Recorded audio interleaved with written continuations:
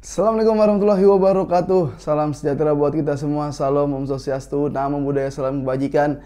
Balik lagi di channel YouTube Afif Safi, pakar bola mengomentari sepak bola dengan kebahagiaan. Sebahagia seperti La Liga, kedatangan pemain-pemain yang keren-keren menurut gua, dan La Liga akan lebih berwarna, La Liga akan lebih menarik, dan tentunya La Liga akan lebih kompetitif. Selain kedatangan Kylian Mbappe ke Real Madrid, ada juga kedatangan Dani Olmo, dan berpotensi nanti akan ada pemain-pemain lagi yang datang ke Barcelona atau ke Madrid.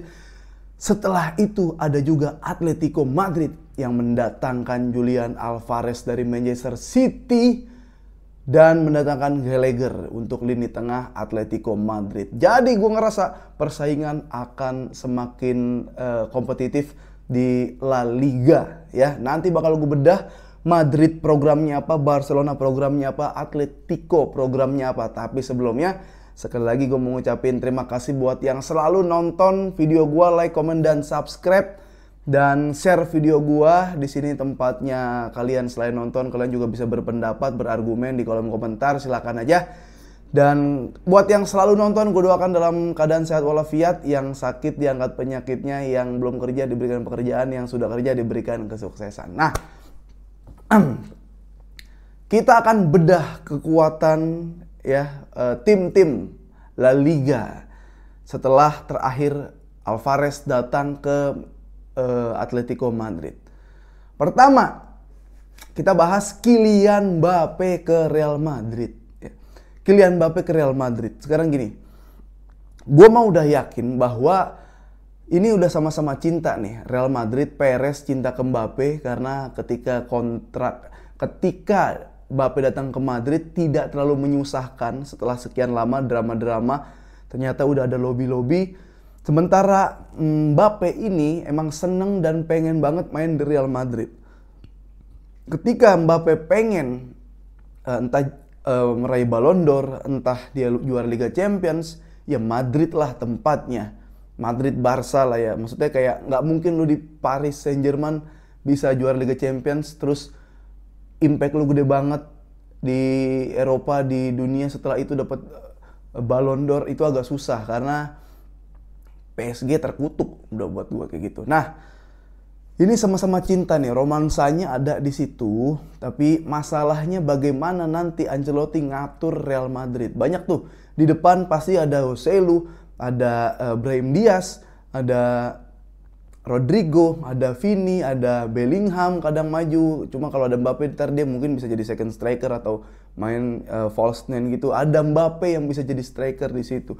Jadi banyak opsi pilihannya. Dan gue bilang Madrid ini emang udah pasti pengen meraih Liga Champions. Meraih Liga Champions ya emang buat Madrid dan juga untuk nyenengin Kylian Mbappe. Tapi bukan berarti Real Madrid pengen Liga Champions dia meninggalkan La Liga begitu saja. Walaupun gua rasa juara La Liga ini belum bisa ditebak. Karena ya antara tiga itu harusnya tampil oke. Belum kayak ada Girona yang nusuk-nusuk nanti. Tapi tiga ini masih imbang-imbang lah ya. Kayak kadang gini. Kalau misalkan Madrid main konsisten nanti di Liga Champions pas rotasi ada kalah-kalahnya, bisa jadi Atletico Madrid yang nyusul, Atletico Madrid yang fokus, bukan, atau justru Barcelona. Jadi gue ngerasa datangnya Mbappe ke Real Madrid ini emang pas banget karena ya ini lu harusnya nggak kaget sih kalau ada pemain bintang gede bagus datang ke Madrid. Ini kan siklusnya gitu Madrid.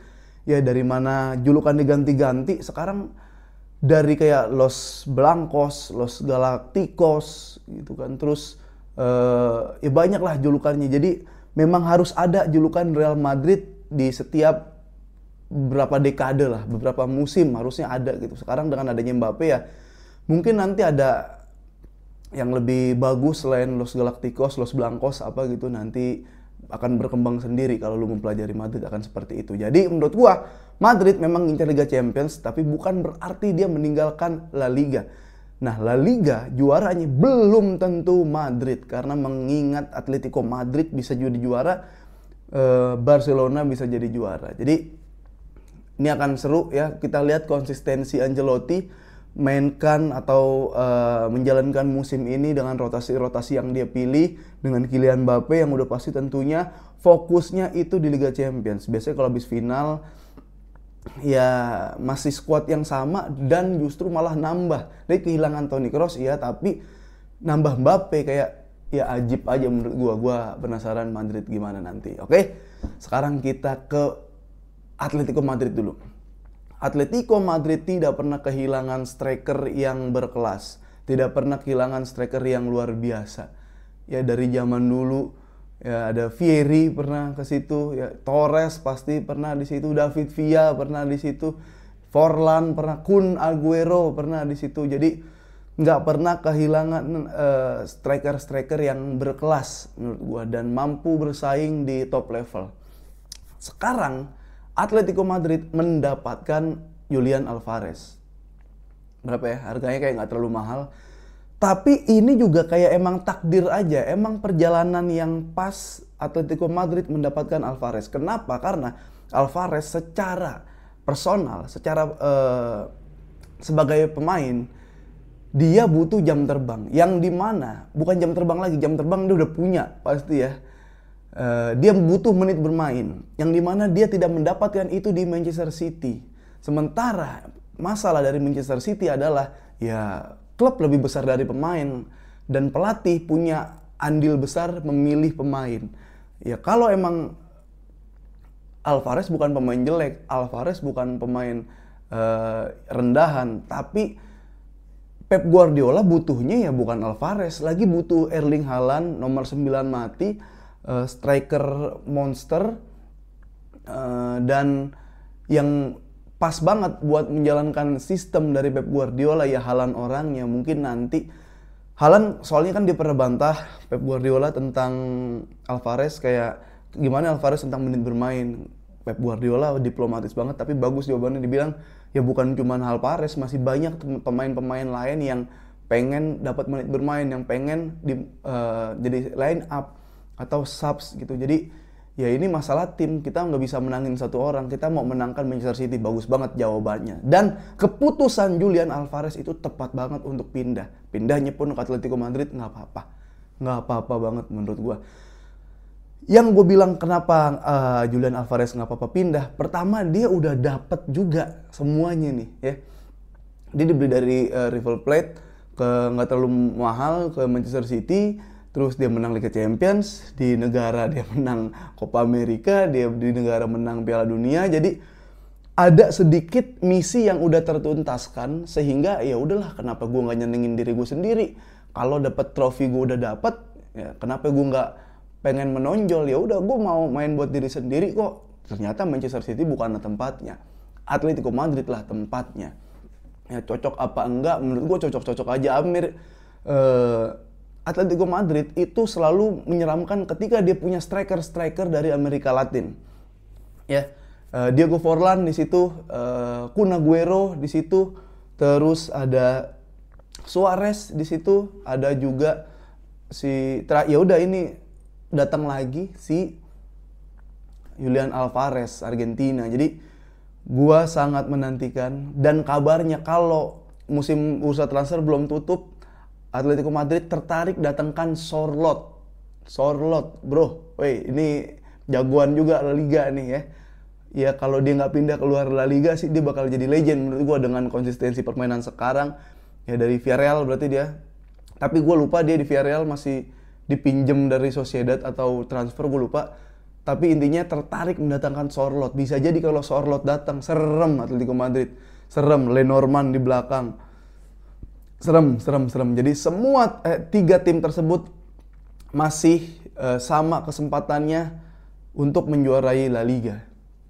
Ya, jadi sangat menantikan gimana si pelatih termahal ini merancang strategi. Yang kemarin mainnya Atletico Madrid udah nggak yang defense membosankan, dia mencoba atraktif, dia mencoba keluar, dan ditambah dengan ada Gallagher di situ ya, ada juga Alvarez. Jadi gue sangat menantikan. Dia nggak ngandelin Griezmann doang, ntar ada juga dia pemain muda yang bagus, Riquelme, dia bagus juga di situ.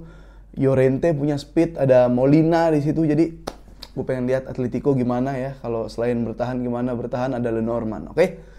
Itu dari Atletico dan Alvarez. Sekali lagi gue mengingatkan bahwa keputusan Manchester City untuk tidak mempertahankan Alvarez bagus. Keputusan Alvarez untuk pindah dari Manchester City bagus, karena Alvarez juga punya bargaining power. Udah ada misi yang tertuntaskan, kayak gue udah pernah juara ini, gue udah pernah juara ini, gue udah pernah juara ini.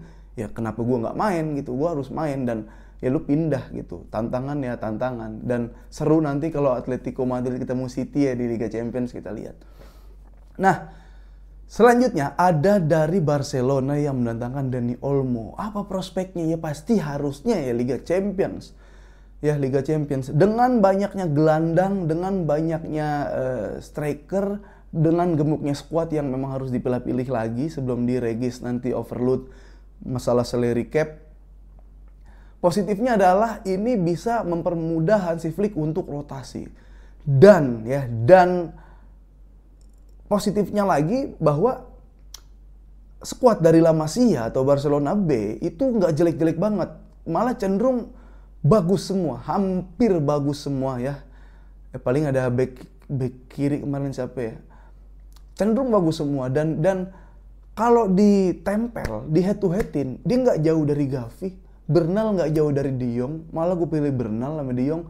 Caicedo nggak jauh dari striker yang gelandang-gelandang yang ada, bagus banget. Pau Victor sentuhannya jauh lah Ansu Fati sama Pau Victor.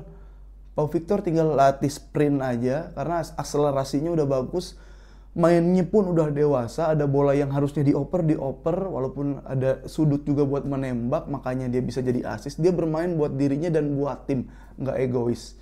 Jadi menurut gua Barcelona dengan datangnya Dani Olmo yang bisa dipasangkan atau ditaruh di belakang Lewandowski atau jadi false nine, atau bahkan dia main dari wing kiri, dari sayap kiri, semua bisa dilakukan oleh Dani Olmo ya harusnya. Jadi gue ngerasa justru Barcelona ini yang memiliki peluang cukup besar untuk menjuarai La Liga. Ya lu mungkin denger gue gini bias, tapi gue ini berusaha objektif karena ya Hansi Flick rotasi-rotasinya harusnya udah terjamin. Dan skuad kedalaman dari Barcelona harus sudah terjamin, tinggal buang Lenglet dan Frenkie de Jong. Dan syukur-syukur Liga Champions, ya Liga Champions begini semifinal sih udah oke lah ya. Semifinal udah oke, harusnya butuh sayap-sayap tajam lagi. Dan kelemahan Barcelona ini, walaupun pemainnya itu banyak pemain kreatif, dia bisa nge-build serangan, dia bisa create chance. Tapi selain Lewandowski, gue belum lihat ada orang yang haus gol. Ada orang yang bisa cetak gol entah dari luar kotak penalti, entah cetak gol. Rapinya punya shoot power yang kenceng tapi shootnya melenceng mulu. Pau Victor ya di La Liga lu harus main 4-5 game dulu di La Liga. Jadi selain Lewandowski, gue belum pernah ngelihat lagi orang yang punya naluri cetak gol. Ya paling set piece dari corner atau Gundo juga jarang dapat kesempatan tembak langsung.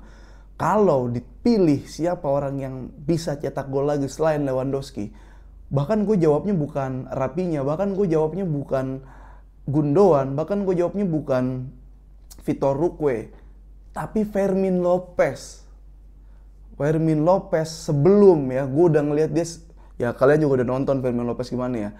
Sebelum Olimpiade, dia emang sering kayak spekulasi dari jarak jauh. Dia berani nge-shoot, dia berani duel, sundulan, bola atas. Dia pemain yang bukan pemain tinggi, bukan spesialis heading, tapi penempatan dia untuk melakukan heading itu bagus-bagus banget, Fermin Lopez ya. Itu beberapa gol dari pala atau sundulan Fermin Lopez tuh bagus banget. Jadi dia punya shoot yang kencang menurut gua. Kalau dia sadar akan kekuatannya ada di mana, dia harusnya latih kaki lagi biar shoot power lebih kencang, latih akurasinya lagi biar shootnya nggak cuma kencang tapi juga terarah. Karena dia punya kepercayaan diri atau mental untuk melakukan spekulasi dari jarak jauh, shoot spekulasi dari jarak jauh, dan dia berani duel, berani tarung, berani gempur, berani berhantam, berani berjibaku, termasuk juga bola-bola atas. Jadi gitu, Barcelona Liga Champions syukur-syukur, tapi gue ngerasa Hansi Flick minimal memang ada satu gelar yang harus diraih dari Barcelona di tangan Hansi Flick. La Liga semakin seru, nanti jangan lupa nonton. Kayaknya sih beIN Sport masih nyiarin ya, ada kerjasama mungkin gue dengan beIN Sport. Dan ya kita lihat La Liga gimana nanti di Liga Champions, La Liga gimana nanti di piala-piala event-event top Eropa. Kita lihat ya, gue sih seneng menantikan banget Alvarez, Griezmann, Riquelme, Lenormand, De Paul. Ini baru bersaing ya. Olmo, Lewandowski, Pedri, Gavi, Gundogan, Rafinha, Vinicius, si Bellingham, Mbappe, Rodrigo, Joselu, Clement Lenglet, Eder Militao, wah banyak lah. Oke guys, gitu aja. Sampai ketemu lagi di konten-konten berikutnya. Sehat selalu. Assalamualaikum warahmatullahi wabarakatuh. Salam sejahtera buat kita semua. Salam swastiastu, namo buddhaya, salam kebajikan. Sampai ketemu lagi di konten berikutnya.